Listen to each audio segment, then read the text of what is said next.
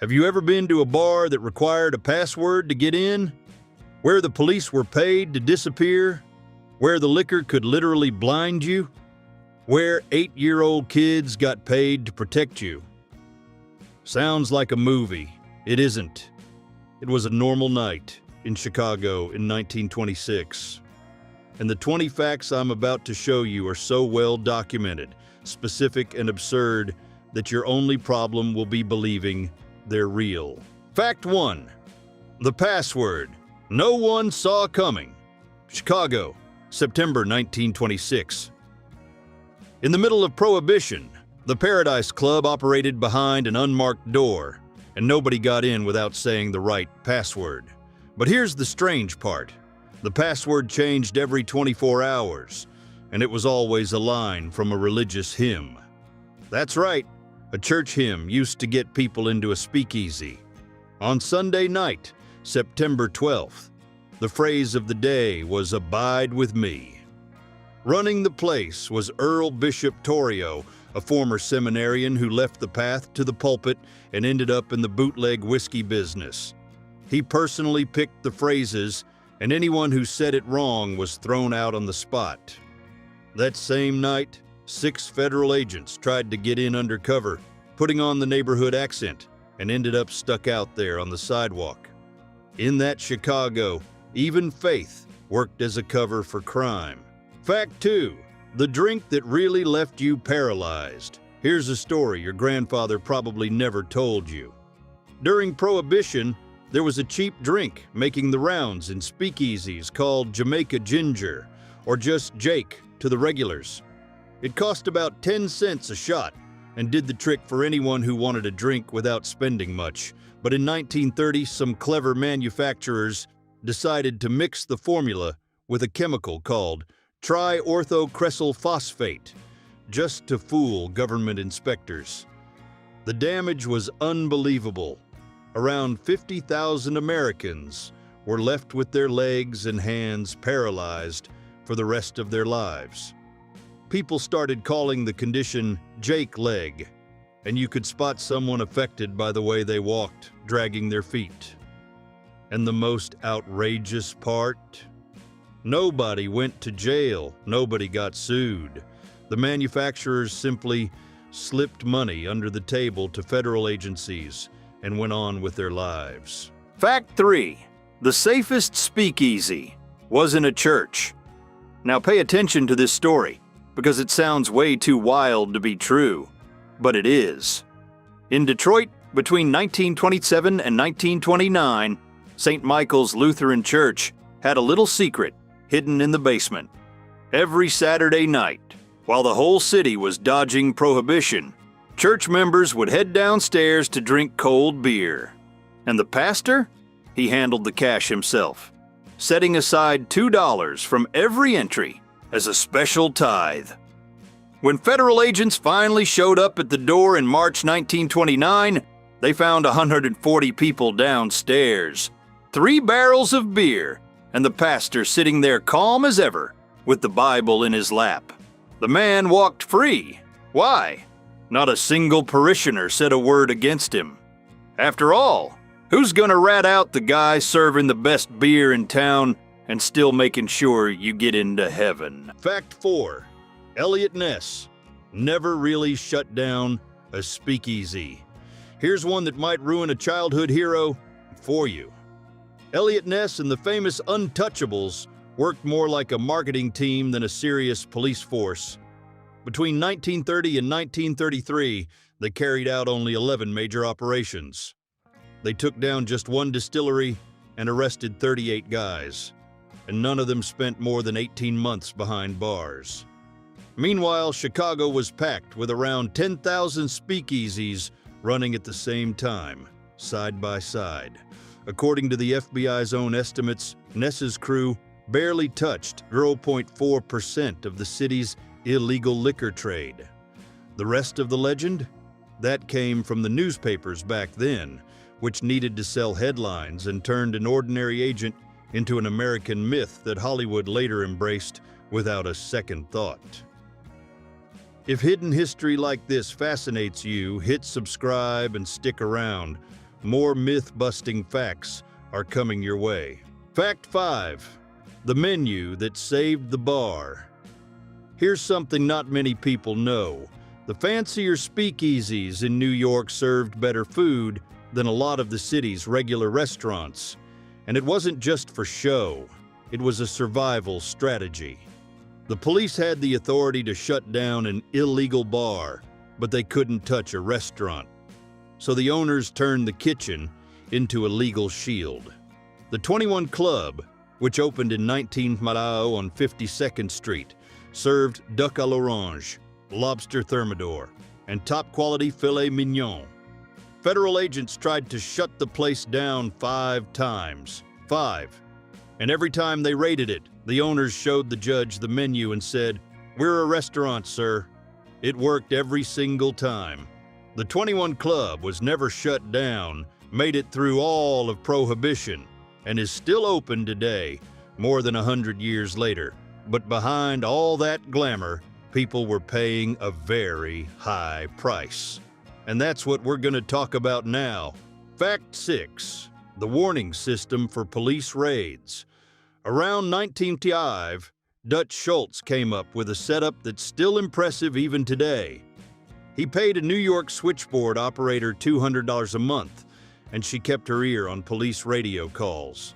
The second a raid was planned, she'd call the Speakeasy and give the code phrase, "Your neighbor is sick." That was the signal to move. From the warning to the cops hitting the door, they had about 4 minutes max, and believe it, in 4 minutes that crowd could work miracles. They'd hide 200 bottles in a fake basement, flip the tables around, and by the time the police walked in, the bar had already turned into a regular lunch spot, with people eating sandwiches like nothing had happened. In other words, organized crime was already using technology, bribery, and a stopwatch long before Hollywood ever put that on the big screen. Fact 7. The kids who kept watch for the bootleggers. Here's something your history books probably didn't tell you about Prohibition. In working-class neighborhoods in New York and Chicago, speakeasy owners had a pretty clever warning system, and guess who did the job? Boys between 8 and 12 years old. They stood on the corner, keeping watch, and whenever they saw a cop coming, they'd let out a whistle. They made 50 cents a night. Their nickname was Canaries. Most of them were the sons of Italian and Irish immigrants, and a lot of that money went straight toward paying for school. In 1928, the Chicago Tribune did a survey and found 847 boys doing that job on a regular basis. The part that still bothers people today, not a single adult was taken to court for exploiting those kids. Nobody paid for it. Fact 8. The medicinal whiskey doctors prescribed. Here's something not many people know. Prohibition had a huge loophole. Alcohol for medicinal use was still legal. In 1921, the federal government issued 57,000 licenses, allowing doctors to prescribe the famous medicinal whiskey. In the first year alone, 11 million doses were prescribed through doctors' offices.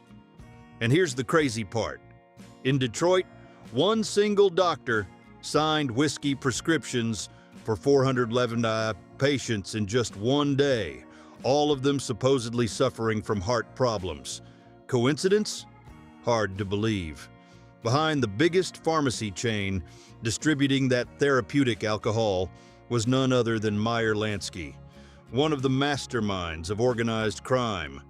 The scheme brought in $3 million a year, a fortune at the time.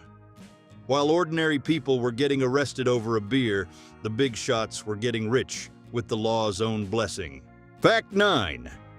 Here's a story that'll leave you speechless. Right in the heart of Washington, D.C., inside the famous Willard Hotel, there was a speakeasy running on the 8th floor.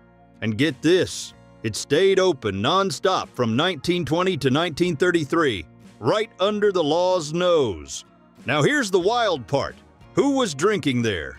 31 sitting senators, 89 members of Congress, 2 cabinet secretaries, and 3 Supreme Court justices. Yeah, my friend, the same men making the country's laws were the ones breaking them the most. And the heaviest detail of all, one of those justices had voted to keep prohibition in the Constitution. The guest book with all the names was burned in 1934, probably to protect people's reputations. But a few photos survived, and to this day they still show the hypocrisy of the people running the country. Fact 10. Corruption had a price list. In Chicago in the 1920s, bribery became an organized business with a fixed price list like a restaurant menu. The Mafia sat down with the police and worked out the rates by hand. Small speakeasy, $75 a month. Medium-sized, $200. The big ones paid $500, no questions asked. The deal included protection from raids and, even better, a phone call warning them when inspectors were on the way. Al Capone even had a guy nicknamed Chief of Police just to collect the money. Word of mouth. Add it all up, and Chicago's speakeasies were pouring $75 million a year into bribes. Around $1.3 billion in today's money. And if you thought that was outrageous, hold on, because something even stranger was going on behind the scenes, involving people no one would ever expect to be mixed up in it. Fact 11. The speakeasy that became a legend without ever existing. Here's one of the smartest moves of the Prohibition era. In 1923, all of New York was talking about the El Fay Club. Newspapers mentioned the place, society columns talked about who had been seen there, and even celebrities claimed they'd had drinks there. There was just one detail: the El Fay Club never existed. It was all made up by columnist Walter Winchell, who created the fake address to throw off the police and protect the real hotspot, the Silver Slipper. For 2 full years, federal agents ran around looking for a bar that only existed on paper. Meanwhile, the Silver Slipper was serving whiskey to 300 customers a night, 6 nights a week, without ever getting raided. Proof that back then, a good lie was worth more than any lock on the door. If hidden history like this fascinates you, hit subscribe and stick around. More myth-busting facts are coming your way. Fact 12. Ice, the most profitable product. Here's a story nobody told you about Prohibition. In the 1920s, ice was worth gold in major American cities. A 100-pound block cost about $1.50, but a cold drink in a speakeasy could bring in 8 times that much. And there's more. The same trucks delivering ice through the streets of New York and Chicago were carrying whiskey hidden in the back. Same drivers, same routes, same schedules. When the police pulled them over, they looked at the ice on top and waved them through. Hardly anyone ever checked the bottom of the truck bed. That's how the ice industry grew 340% between 1920 and 1929 in cities packed with speakeasies. Ice wasn't just about keeping drinks cold, my friend. It was cover. It was a front. It was the silent partner in the biggest smuggling operation this country had ever seen. Fact 13. The night all of Chicago went dry. On October 14, 1924, newly elected Mayor William Deaver decided to make history. He mobilized 4,000 police officers in a coordinated operation, hitting every known speakeasy in the city at the same time. It looked like the final blow against the underworld. By sunrise, 2,081 places had been shut down, and 1,200 people were behind bars. Newspapers celebrated it as a victory for the law. But then came the part nobody saw coming. In just 7 days, 4,100 new speakeasies opened at different addresses. The illegal liquor trade grew 12% the following month. Mayor Deaver looked at the outcome, swallowed hard, and never tried anything like that again. Chicago had sent a clear message: you can arrest the man, but you can't stop an entire city from being thirsty.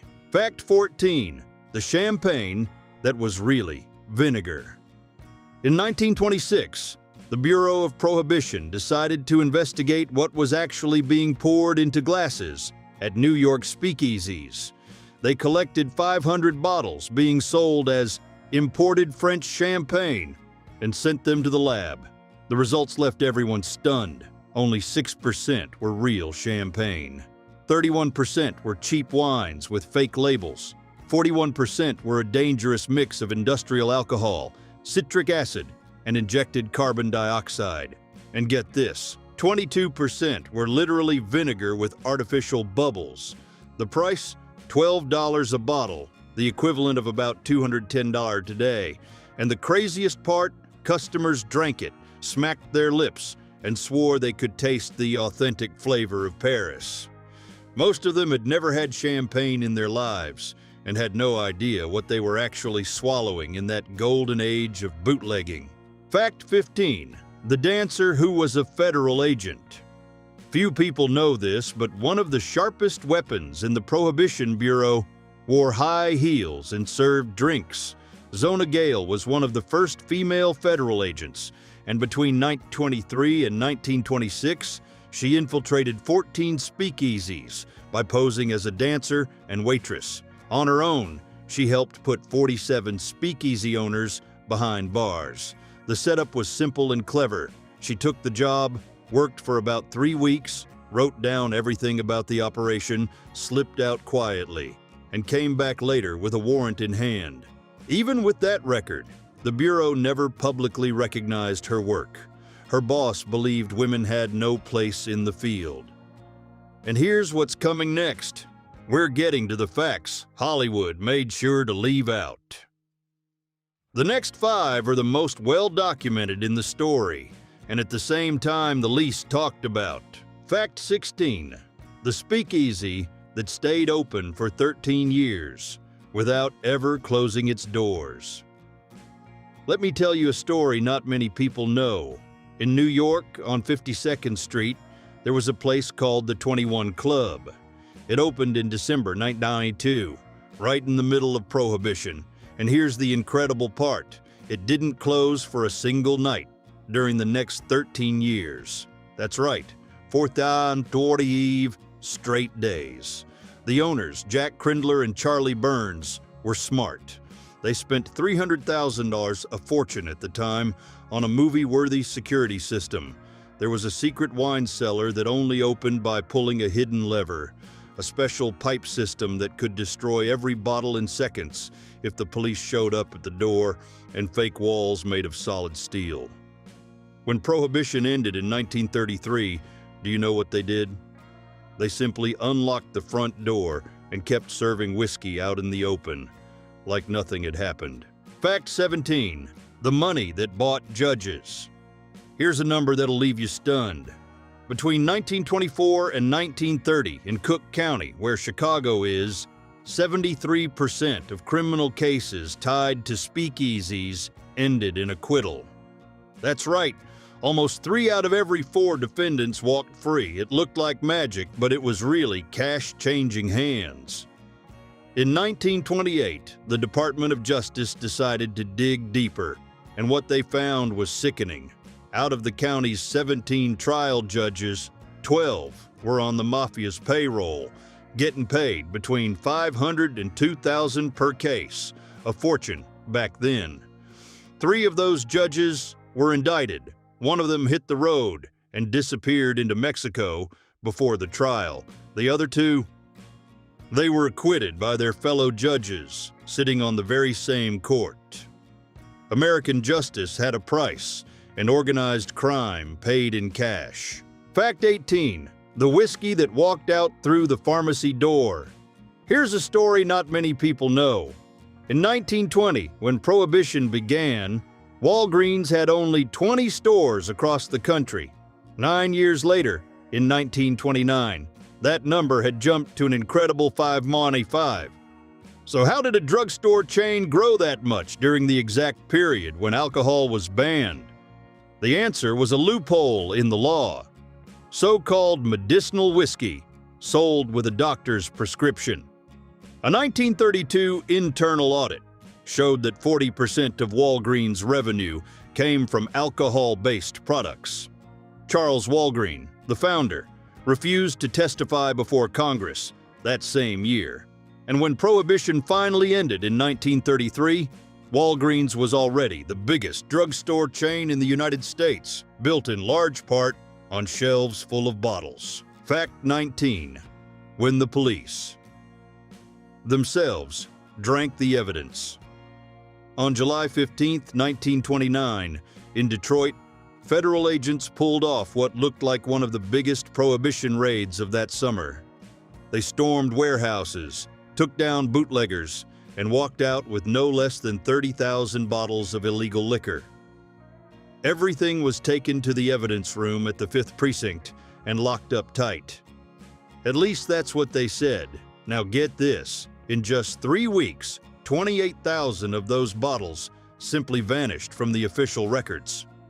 The investigation that followed uncovered something sickening. The police themselves were reselling the confiscated alcohol to the same bootleggers they had arrested just days earlier. A perfect setup, profitable, and outrageous. The precinct chief ended up getting fired, but here's the part people still can't stomach. Not a single officer was arrested, and not one of them spent a single day behind bars. Fact 20. The day Prohibition ended, and nobody really celebrated. December 5th, 1933, 5:32 p.m., Utah became the 36th state to ratify the 21st Amendment, and just like that, Prohibition officially ended in the United States. But wait until you hear what happened next. Al Capone was rotting away in the Atlanta prison, consumed by syphilis and already losing his mind. Elliot Ness, the man who chased him, was out of a job. And the owners of the big speakeasies, the same guys who had built coast-to-coast distribution networks, they simply got a license, kept the same trucks, the same routes, the same customers, and carried on with business, now legally. The only thing that really ended was the insane profit. Crime didn't leave the stage, it just changed suits. Hollywood sold you the pretty version for 90 years. Now, you know the real one.